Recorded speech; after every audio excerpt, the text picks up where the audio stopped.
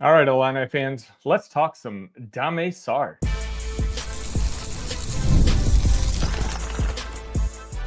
You are Locked On Illini, your daily podcast on the Illinois Fighting Illini. Part of the Locked On Podcast Network, your team every day. Welcome all to another edition of Locked On Illini. Thank you all so much for making us your first listen each and every day. Today's episode is brought to you by TurboTax. Ready for stress-free taxes and the most money back guaranteed? Head over to turbotax.com today and get matched with your expert. My name is Sunny Verma, your so-called expert of Illini athletics. I do this show each and every day. We have almost 500 new followers in a 2-week span. So if you're new to this channel, that's right. Even on the weekends, if there's any sort of breaking news, I come on live. So make sure you hit that like button. Make sure you hit that subscribe button. I try to provide you the best content I can daily. The only show out here that does it every single day.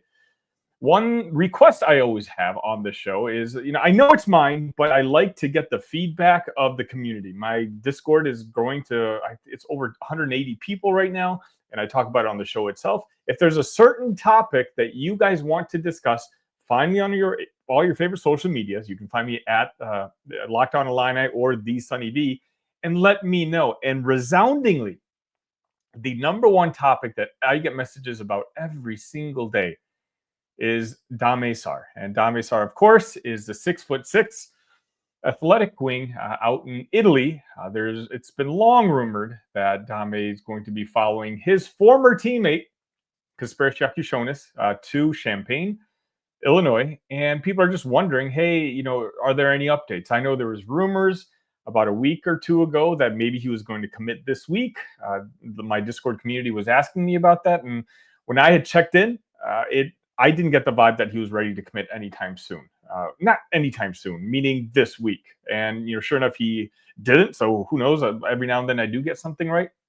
I do think that possibly, and I'm about to talk about this in a second, there's a chance he could commit possibly in the next 10 days. Let's just give you a brief background on him. If you don't know who Dame is one of the best prospects out in Europe right now. He's, as I said, 6'6", athletic wing. His game is very much above the rim. He's a transition type of player, attached to the hole. He's a capable three-point shooter, but he's not a shooter. Okay, that's not necessarily his game. So if you're thinking Will Riley, this is not a Will Riley replacement. He could be, in the sense where Dame is going to come in with a lot of publicity and electricity. When people are going to be talking about Illinois during national broadcasts, when Dame's name comes up, they're going to be talking about his very high ceiling. Right now, if he were to enter the NBA draft, I do think he could probably maybe sneak in at the end of the first round. And again, we're all going to wait and see what he does at the Hoop Summit tournament, which again I'm going to talk about in just a second. So, for the most part, Dame hasn't played so much for Barcelona. Again, same team that KJ played for last year. But over the past couple of weeks, his coach has actually given him some decent amount of minutes and even allowed him to start a couple of games here and there. And, Sarr's played pretty productively in the limited time that he's had to showcase himself. And there's been talk as of late, and I've hinted to it, that other blue bloods have been sniffing around. And namely, I'm okay saying it now because other people are also reporting it.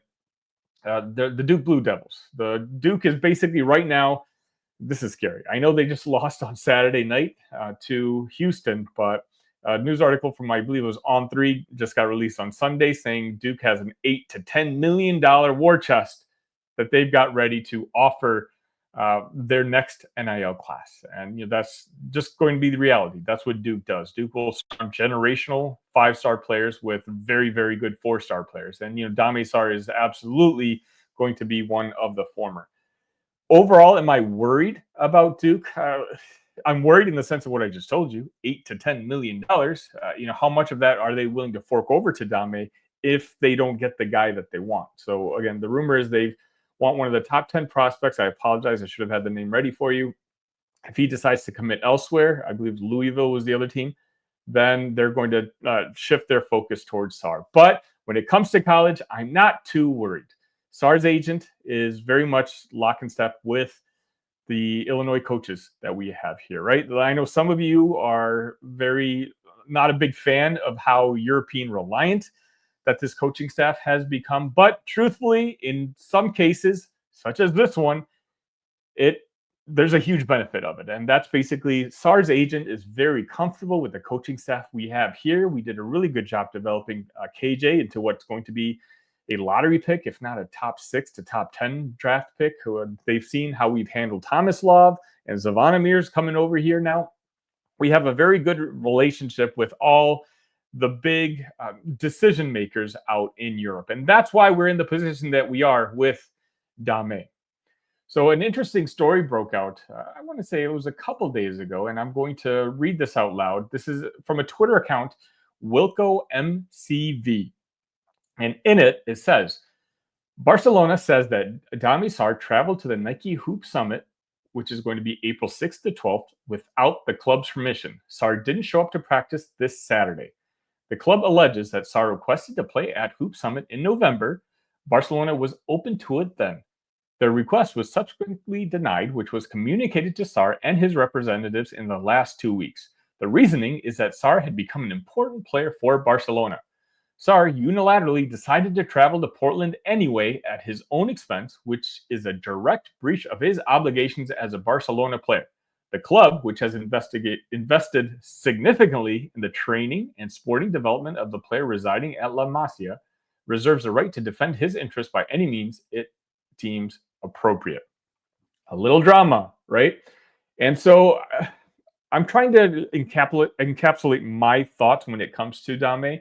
And the best way I can do it is if you follow soccer, football, whatever you call it, internationally. Look, when it comes to international, I'm Team Messi over here. So I follow Barcelona football or soccer again for the American crowd in here for a very long time. And Barcelona has a history. I know it's a different sport, but still, Barcelona is still Barcelona. Has a history of when a player is on their way out to kind of disparaging them in a little bit. And that's you'll start hearing stories that are kind of character killing. And to me, when I saw this story and saw what the notes were from Barcelona, I just kind of smiled and laughed, because what that tells me is that Dame Sarr is not going to be playing for Barcelona next year. And that's actually a good thing. Not that I thought that he might, but the fact that he was starting to play more minutes for their basketball team now, starting to get starters opportunities, I thought that maybe Barcelona themselves could put up a financial package that could be attractive enough to bypass college here in America, basically surpass what NIL funds he would get here. Go ahead, play in Barcelona, play for a year, and then get drafted straight in the NBA. Essentially staying with Barcelona, being a focal player for their system, for their team, and then going to the NBA instead of coming over here to America, hopefully Illinois, and then going to the NBA draft next year. But when something like that happens, it sounds like that's kind of been thrown out the window. So if you're an Illini fan, quite honestly, that's good news. And again, some of you might be concerned about the character issues of him not listening to the organization that's developing him. But Dame and his team do feel like Barcelona has kind of held him back for a while now in not letting him showcase his skills in front of some of the top decision makers in the world when it comes to scouts and whatnot. The Hoop Summit League rosters, I believe, came out March 7th. So it's been a while, and it's a very big deal. It'll be USA versus the world, and Dame Sarr will be playing for the world. By the way, one of his teammates will be potentially his other Illini future teammate, David Mirkovic. So again, this is going to be something to watch if you are an Illini fan. And by the way, if you are going to be planning on watching, I'm probably going to be doing a watch party privately on Zoom with a couple of members of the Discord. If you're interested in that, but you're not on Discord, send me an email at talkillini@gmail.com. I'll leave that in the bottom so you guys can find it. Talkillini@gmail.com, and I'll send you a link. You can join me. Figure we can watch Dame and we can watch David.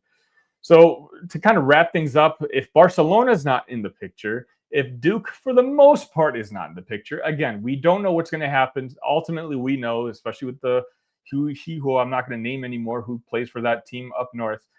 Uh, Dollars matter. And if Duke does come in with a crazy, overpowering number, then maybe he does end up going to Durham. But I do fully think that at this point, I'm confident in him coming to Illinois, unless he absolutely tears it up next week at the Nike Hoop Summit, which, again, you'll be able to watch on Peacock and one of the other channels. If he showcases his skills the way he's confident that he's going to showcase his skills, there is a chance that he's already age-wise draft eligible, that he may just decide to bypass the whole college experience to begin with. I don't think it's going to happen, and you'll see why. If you do watch the games, he has a very high ceiling. I would argue a ceiling very close to what Will Riley and KJ had, but Dame is a raw player. Raw in the sense of, think of what Will Riley looked like for that first month. Right? You can see the potential is there, but it's a matter of can he put it together? And I don't think right now, at least as of early April, his skills have kind of caught up to the potential that he does have. So that's kind of where we're at right now. And as I get more updates, I will continue to update you guys on the show. Just keep your eye on it. Watch the games next week. There's a potential you could be watching 2 starters on next year's Illini team. I can absolutely see Dame come in and be a starter, and potentially he could be that alpha, the best player on next year's basketball team that this team right now, at least in my opinion, desperately needs. Let me know what you guys think. Go, if you haven't seen any highlights of Dame Sarr, go find them on YouTube. They're all over YouTube. They're all over Twitter. Are you excited about him? Do you see the same ceilings that I do? Do you think he could be the best player on next year's team? Does this Barcelona issue concern you at all? I'm fascinated, and I really would love to know your opinion in the comments.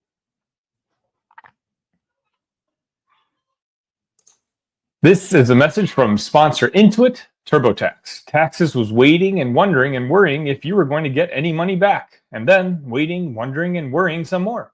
Now, Taxes is matching with a TurboTax expert who can do your taxes as soon as today. An expert who gives your taxes their undivided attention as they work on your return, while you get real-time updates on their progress so you can focus on your day. An expert who will find you every deduction possible and file every form, every investment, everything with 100% accuracy, all so you can get the most money back guaranteed. No waiting, no wondering, no worries. Now this is Taxes. Get an expert now on TurboTax.com.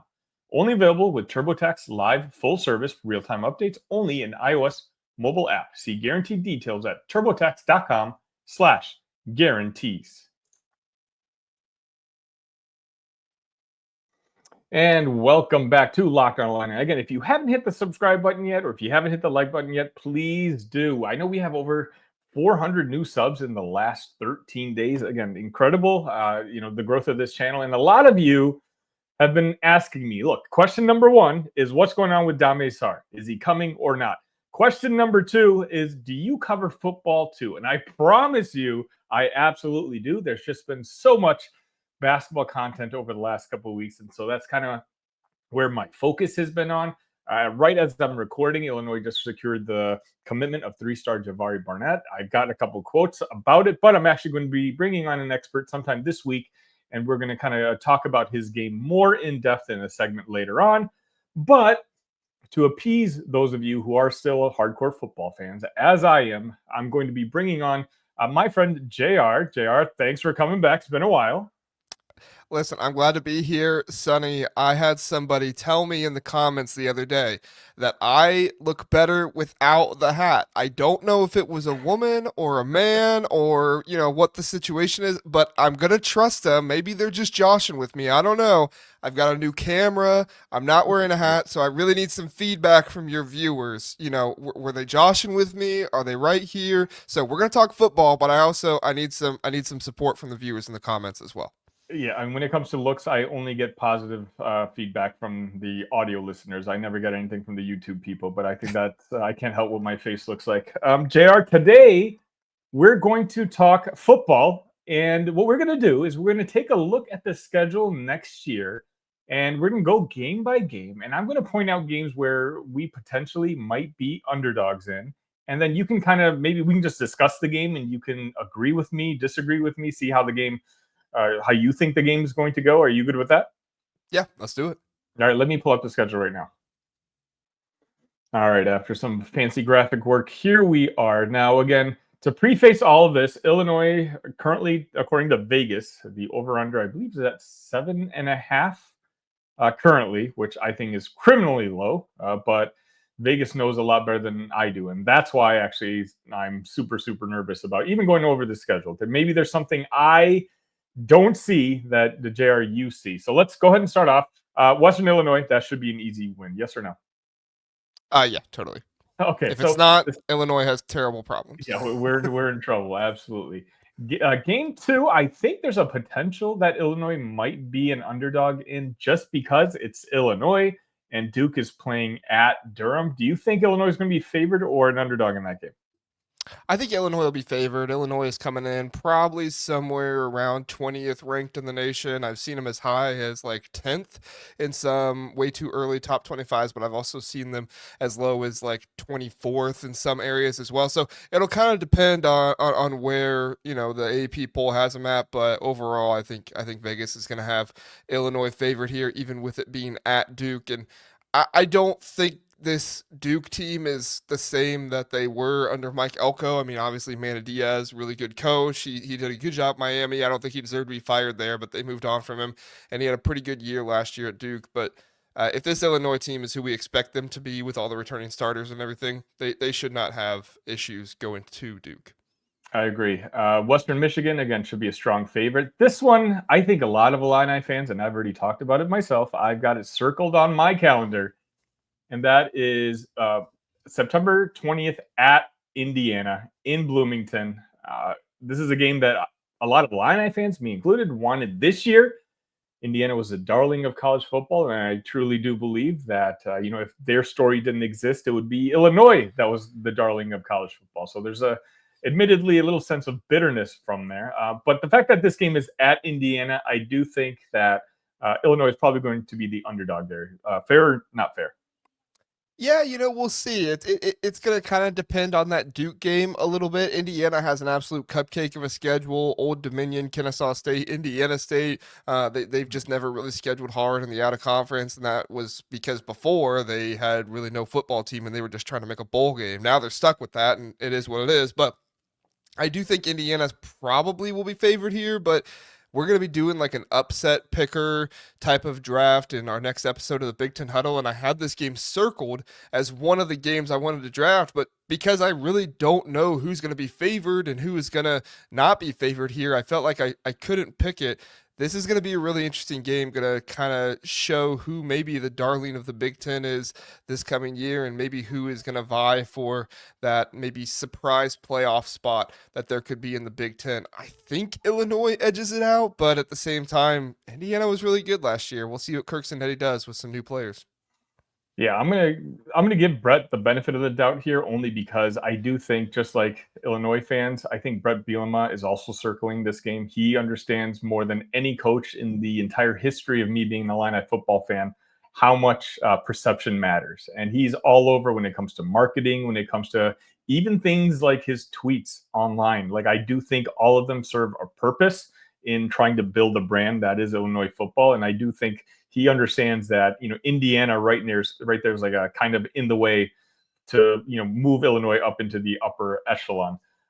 Let's talk about the next game, which I think should be an interesting one. This is what I call a nature versus nurture type of matchup, because USC's loaded, and I know they've got like the best recruiting class in the country right now, currently, at least as of this recording.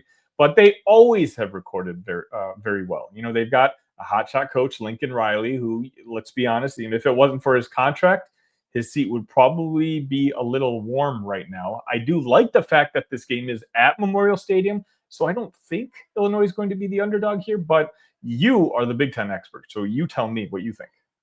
Yeah, I think Illinois will be favored here, even if they lose to Indiana. I think that Illinois, like they'll recognize that was a big game for Illinois, and as long as there's no 2-3 touchdown loss, which I couldn't really envision happening, but as long as something like that doesn't happen, I think Illinois should be the favorite in this game. One thing last year that I noticed was Vegas didn't didn't really give their normal like 3 point, point for the point spread as they normally do for some of the games that went out west or out east. When USC went to Maryland, that was a much closer game against the spread than many thought it would be. When Michigan went to Washington, it was a much closer game against the spread. Same with Ohio State going to Oregon. Ohio State was favored in that one, but not by much. And so it's really interesting how they are kind of bringing these teams over to the West Coast or the East Coast and how they're doing the point spreads for those.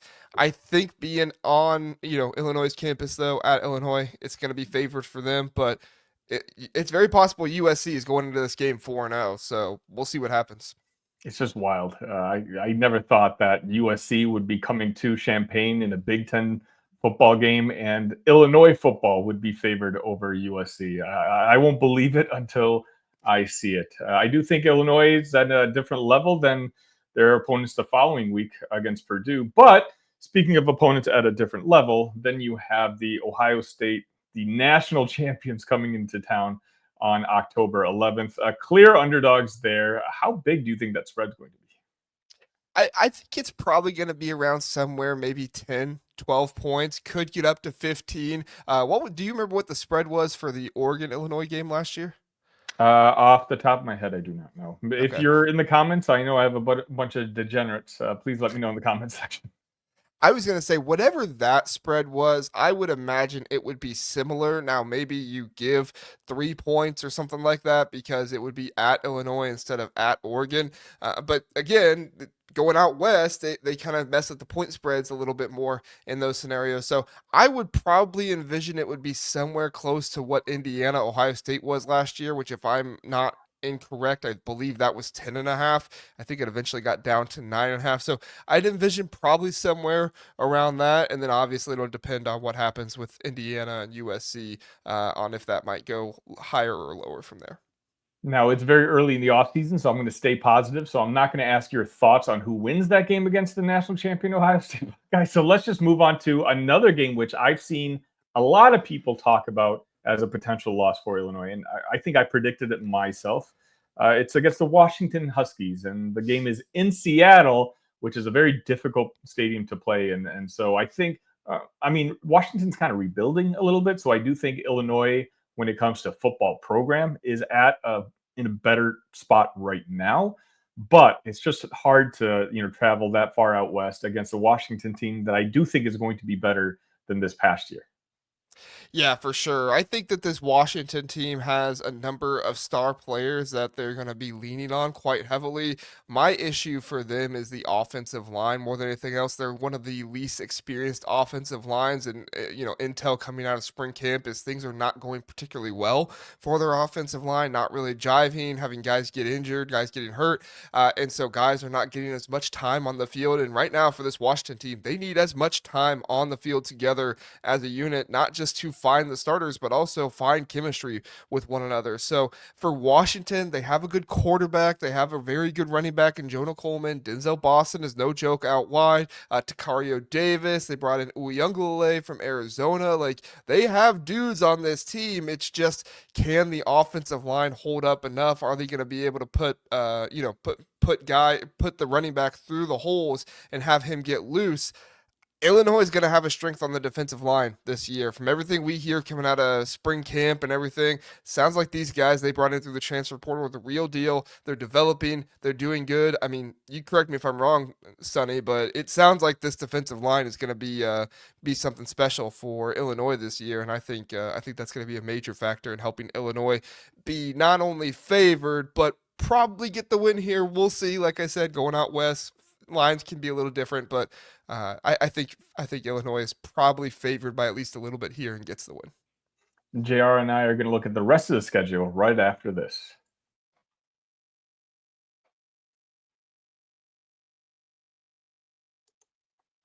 Ever check your bank account and wonder, where did all my money go? Between dining out, online shopping, and entertainment, it's easy to lose track. That's where Monarch Money comes in, your personal CFO, giving you full visibility and control over your finances.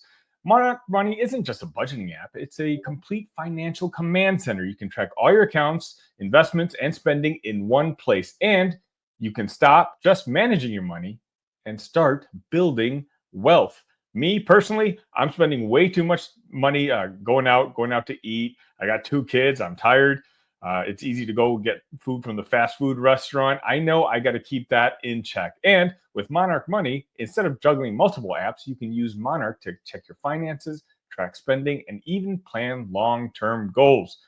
Take control of your finances with Monarch Money. Use code LOCKEDONCollege at monarchmoney.com for 50% off your first year. That's monarchmoney.com, code LOCKEDONCollege for half off your first year.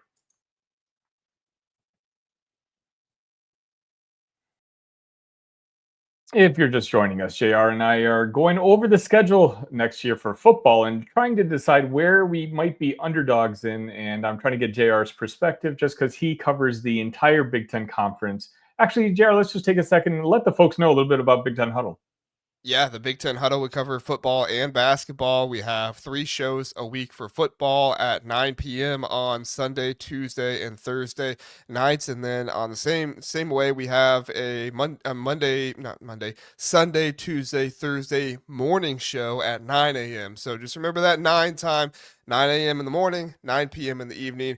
In the morning, we got basketball. In the evening, we got football. All in all, you can listen to it in the morning 6 days a week. So get all that content there for you. We talk a lot of Illini on the football side. We talk a lot of Illini on the basketball side as well. So you'll be covered there. And you'll see JR here at least. Usually we try to make it at least once a week on this show. Again, it may have been a little while since we've had him on, but the new subscribers, trust me, you'll see JR's face. Again, for me, he's the trusted source when it comes to the entire Big Ten Conference. I can talk Illini all day long, but he can give us a little overview of some of our opponents and what they're up to. Speaking of, let's go to Rutgers is the following week after Washington. I'm not going to do the math, but I'm just going to assume we're 8-0 at this point. Rutgers, I think the fact that we have this game at home, and I do believe they're rebuilding this season, I think this is a game that Illinois should feel pretty comfortable with.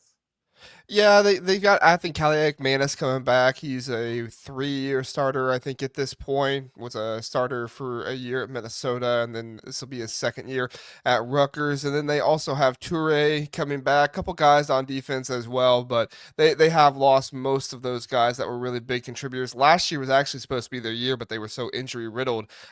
Even with an easy schedule, they really weren't able to accomplish what they were going to. I mean, they gave you guys a really tough game, and that was one of the games when they were just about fully healthy, and so you guys saw how good they were. I don't think they'll be as good this year. We'll see what happens. We'll see what Greg Schiano does, but they got a new defensive coordinator coming in. Yes, Alvin Kaliak-Manis is going to be his 3rd year starting, but I just don't know if I believe in him all that much. So we'll see what happens, but I would say this one is going to be a lean to the win side for Illinois.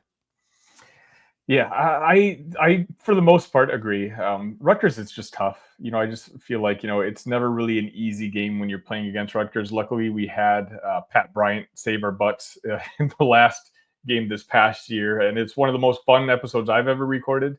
For my everydayers in here, you'll remember I went live with like 25 seconds left in the game, assuming I was just going to do a post game, talking about what a disappointing loss it was, and so you see my real time reaction as that happened. So if you're bored, go back through the archives and take a look at that. Next game we have is going to be the Maryland Terrapins. Again, we have them at home. I think we should be favored in that game. What do you think? Yeah, I think they'll be favored in that one, especially with Maryland coming off a game against Indiana, a road game against Rutgers, and then another road game in a row against Illinois. Just a brutal stretch of the schedule there. Indiana at Rutgers at Illinois, and then they get to go home, but they get to play Michigan at home. So it's a really bad part of the schedule there for Maryland, and with Illinois right there in the middle of it. Again, if this Illinois team is the team we think they are, and they don't have any massive injuries or anything like that, they should be able to take care of business here. No stranger to really tough schedules is going to be the next opponent, and that's the at Wisconsin Badgers. I think this is going to be a tricky game just because of the emotion that's involved with Brett Bielema and that Wisconsin program. And look, their schedule is really, really tough, but let's be honest, Luke Fickell is going to be coaching his butt off because at this point, especially at this point in the season, he might be coaching for his job. What do you think of this upcoming matchup?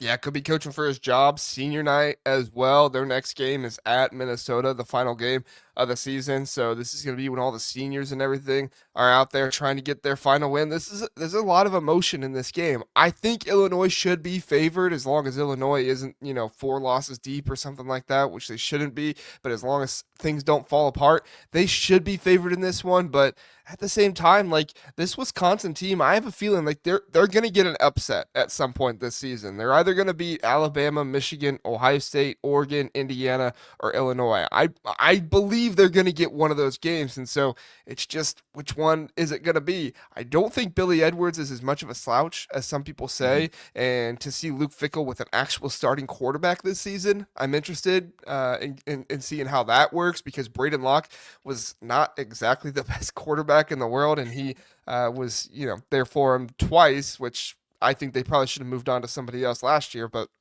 what am I? I'm just a podcaster. So we'll see what happens here, but there's definitely be a lot of emotion. Shouldn't affect the line. Illinois should still be favored, but we'll see. It's going to be a high emotion game for Wisconsin in this one.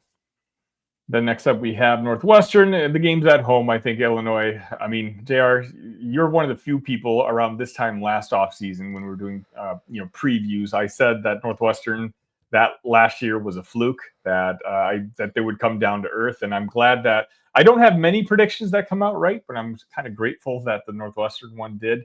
I still think that David Braun, he's got some work to do, and I don't think Northwestern's going to be favored against Illinois in that last game of the season. But let me ask you a question.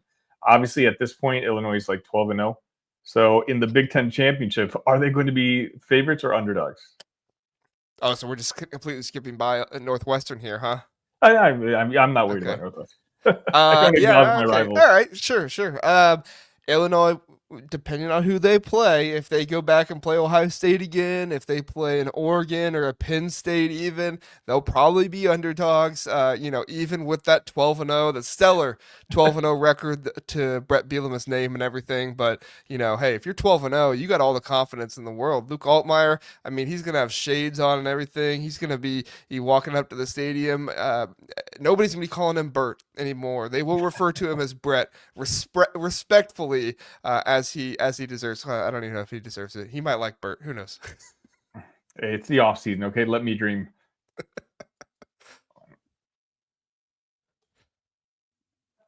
All right, so you heard it here first. Illinois 12-0, Big Ten champions next year. I think it's already assumed by many people, and so it's not a big shocker. Just if it does happen, just know that you heard it here on April 7th on Locked On Illini before anywhere else. Jared, thank you so much for joining me today. To let the folks know one more time real quick where they can find your work. Don't sell yourself short, Sonny. I thought we were doing 13-0. I mean, the Big Ten championship game there. No, you can find me.